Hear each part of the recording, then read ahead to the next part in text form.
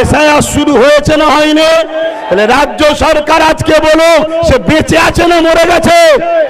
তাহলে আজকে এসআইআর হলো কেন? এই কৈফিয়ত দেওয়া দরকার আছে না? না, বাইরে বলছে এসআইআর হতে দেবো না, যদি হয় লড়াই করব, একটা নাম বাদ গেলে ছাড়বো না।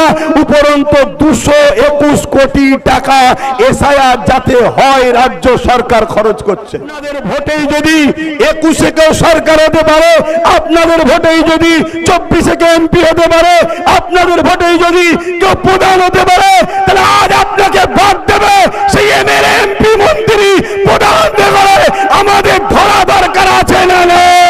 এই দেশ মোদি অমিত শাহ কারো বাবাকালীন সম্পত্তি নয়।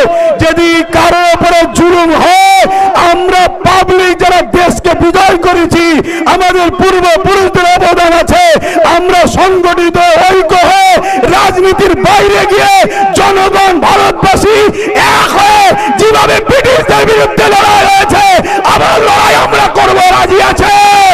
যদি রাজি থাকেন উঠে দাঁড়ান, রাজি থাকেন উঠে দাঁড়ান, রাজি থাকেন উঠে দাঁড়ান। মনে রাখবেন, একটা লোক যদি জুলুম হয়, এর জন্য বিজেপি যেমন দোষী, রাজ্য সরকারও দোষী।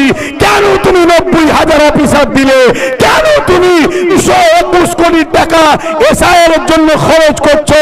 তাই বিজেপিও দোষী, রাজ্য সরকারও দোষী। আমার এই কথাতে কারা একমত একটু হাত তুলে সাক্ষী দেবেন। একমত আপনারা? একমত আপনারা?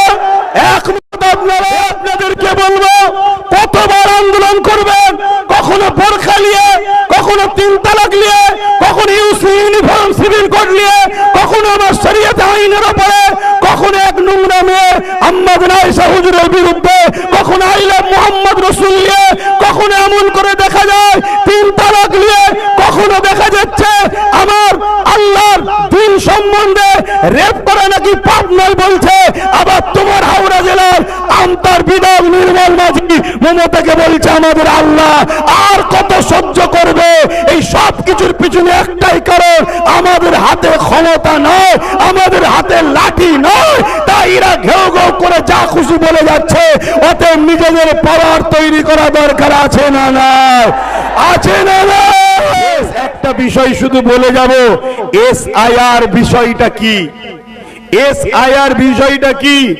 অ্যাকচুয়ালি ভারতবর্ষের আগে 12 বার 13 বার এসআইআর হয়েছে। নির্বাচন কমিশনরা বলছে 8 বার হয়েছে। আমি এটা ধরেই চলছি। এসআইআর দেশের জন্য হওয়া ভালো, কিন্তু বর্তমান যে এসআইআর হচ্ছে, এই এসআইআর